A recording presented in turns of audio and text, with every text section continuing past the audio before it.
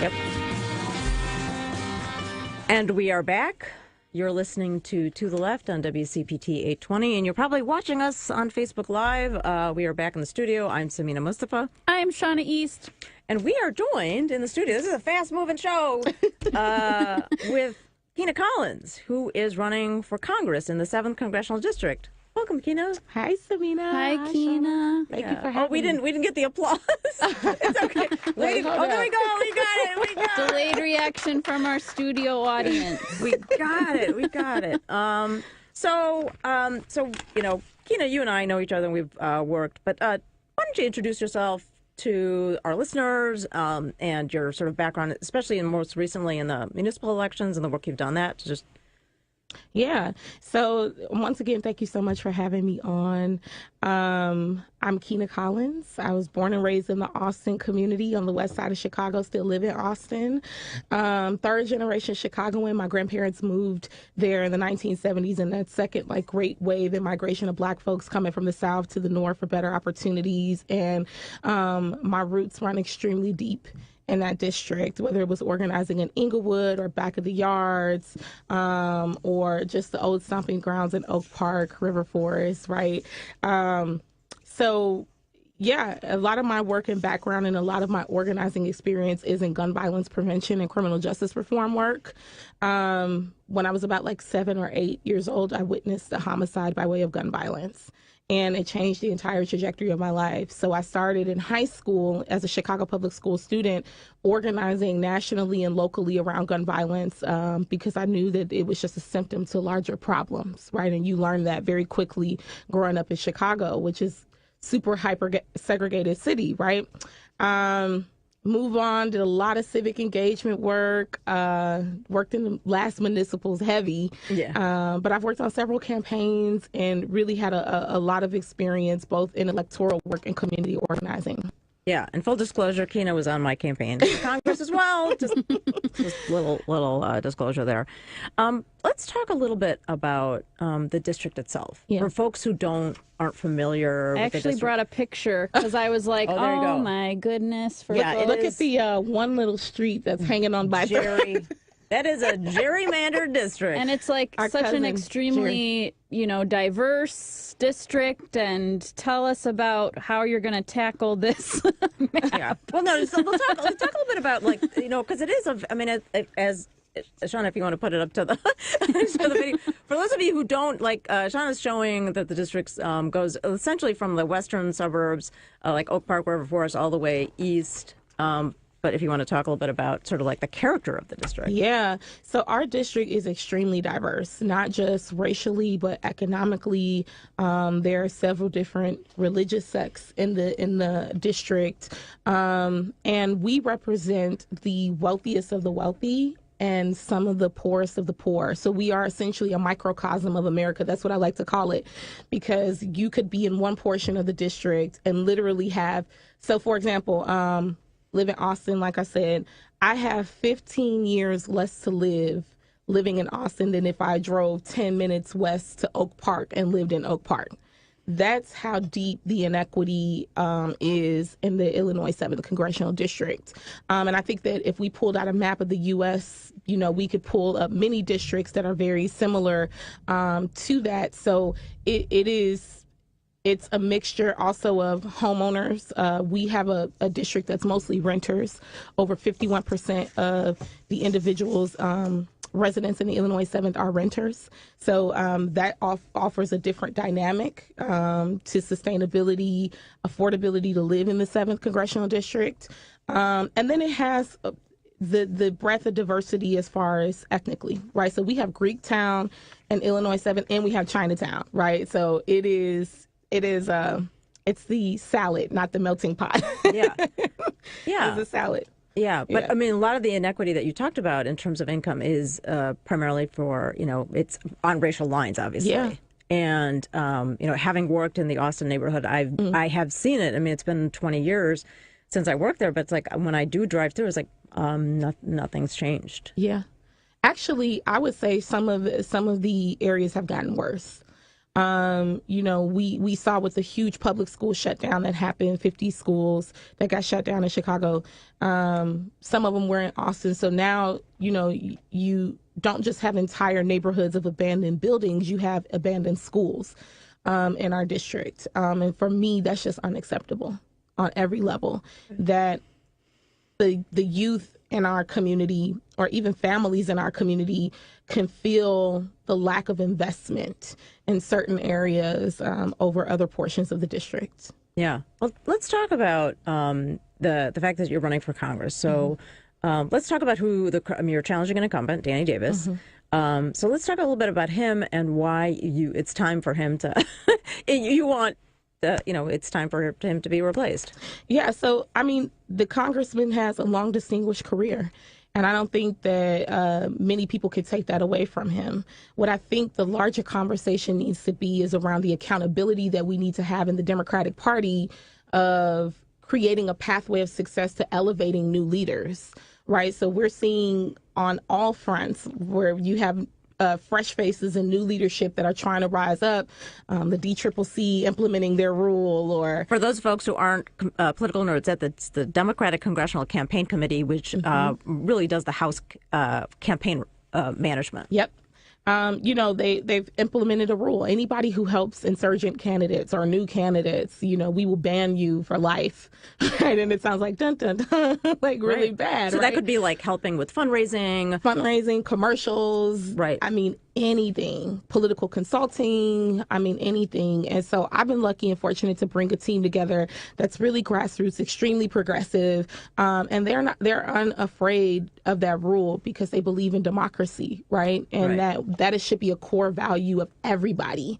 Right. And that includes helping newer candidates who want to step up in their community and say, this is the way that I choose to civically engage and participate in my community. Right. So everyone who's listening, we want you to know we're also on Facebook Live, and you can send your questions or comments for Kina. It's facebook.com/to-the-left-radio.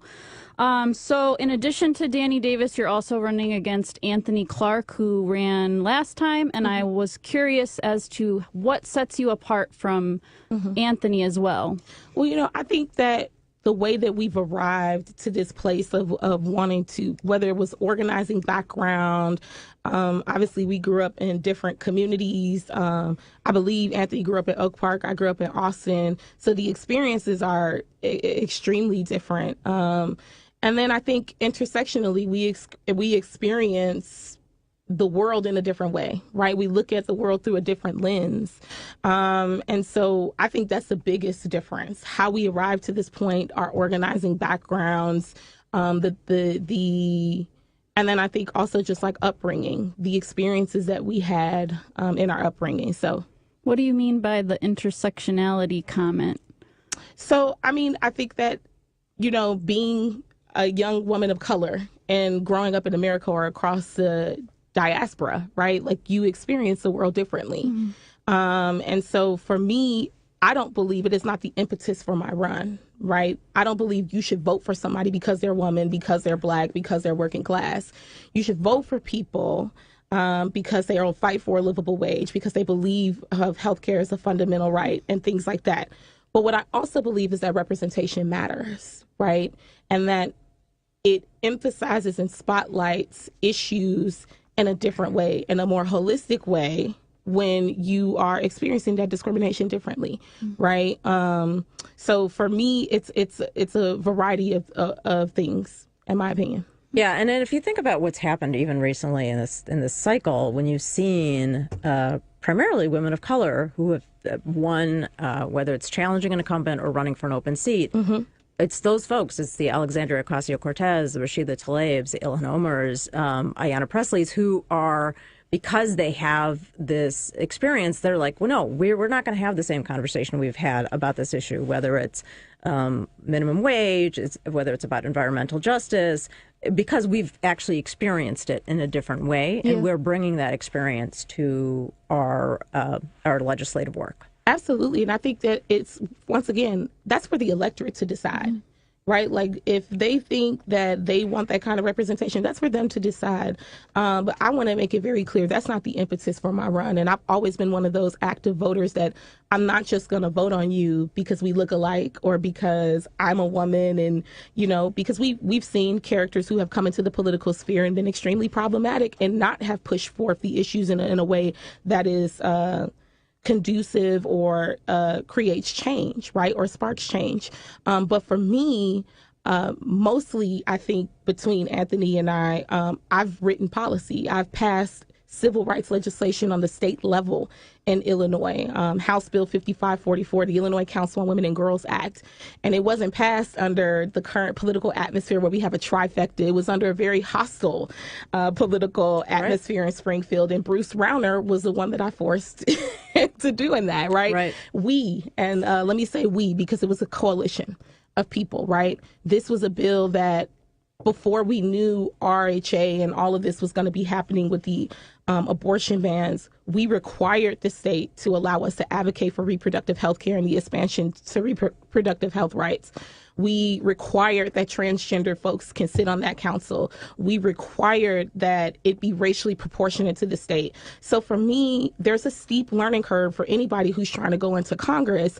But I do believe that I will know how to write bills when I get to Congress. I will know how to work with folks, build coalition, push, and not be relentless in making sure that nobody gets left behind. Right. And something I want to kind of pivot on that is, in a lot of cases, you have sort of ideas or sort of campaigns that have been started by predominantly young women of color. I mean, if we think about the moment we're in right now, tomorrow is Inauguration Day for Lori Lightfoot. The only reason there is a Lori Lightfoot is because young Black women, primarily women and some non-binary folks, decided, hey, no, we're not going to let you get away with Laquan McDonald. It's time to make a change. And so you're seeing that movement happen here locally and nationally. Yeah. So definitely. And then you got the sort of the dichotomy, which is the Democratic Party taking Black women for granted, taking their votes for granted. So this is, to me, there's a conversation to be had, not necessarily like this is a reason to just vote for me, but it's a conversation to have more globally. It's like, if you want our votes, our leadership is just as valuable. Yeah, it's just as valuable. And I mean, that's a broader conversation that I think is happening more. And we saw that more in the midterms with Roy Moore and Doug Jones, right? When Black women essentially came to Alabama and said, no, we're not having it. They went to the ballot box. And in the Democratic Party, it is we are the strongest and most reliable voting bloc. So that's a conversation to be had, definitely. Yeah. And I had that conversation with Latasha Brown of Black Voters Matter. She's doing the work literally in Alabama. So that was. But do we have any kind of comments or questions on the live feed? No Shana? Questions or anything, but a lot of people watching and some clapping emoji. Nice.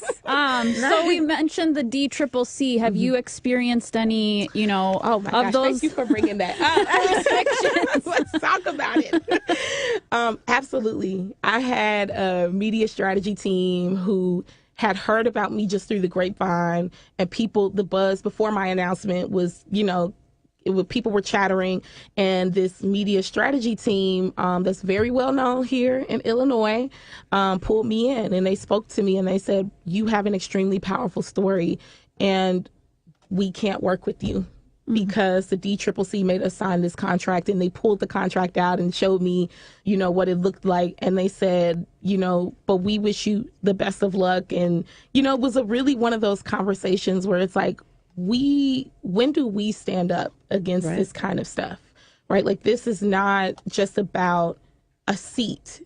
This is about equity. It's about inclusion. It's about, saying that the DCCC is essentially trying to control who they believe a leader should look like. Right. Because that is going to deter a lot of people from running for these seats because they don't think that they will get the support that they need.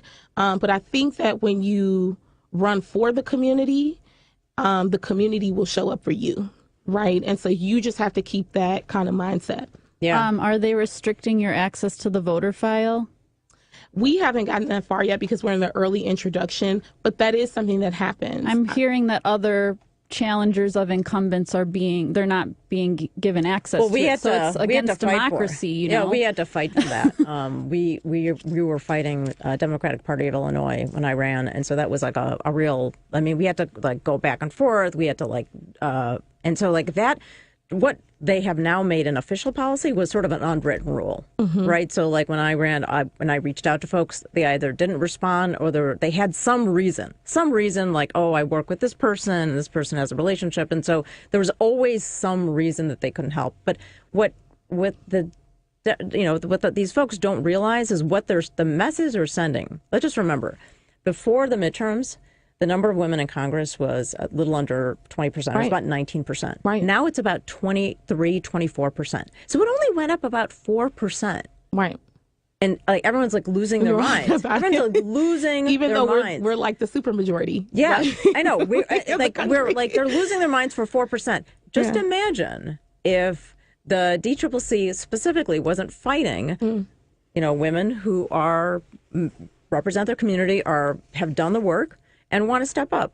It's totally, they're talking out of both sides of their mouths. You can't say we value your votes and what have you. But it looks like we have we got somebody calling in. That's cool. Do we want to like? We just have 1 minute.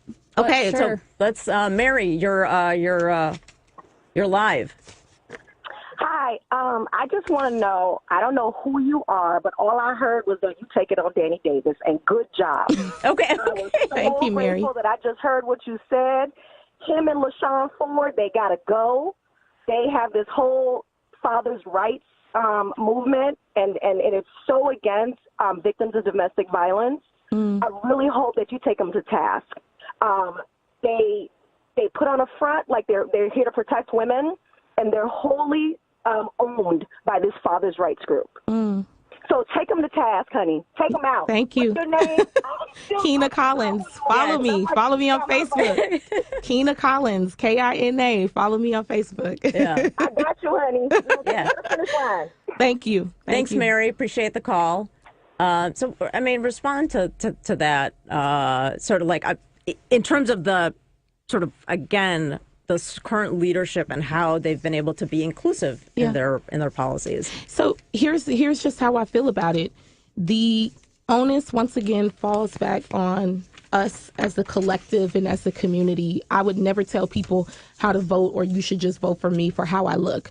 But what I will say is that these issues are generationally have been around longer than Danny K. Davis, longer than Donald Trump, longer than LaShawn K. Ford, longer than a lot of folks. And at what point do we say we want a difference?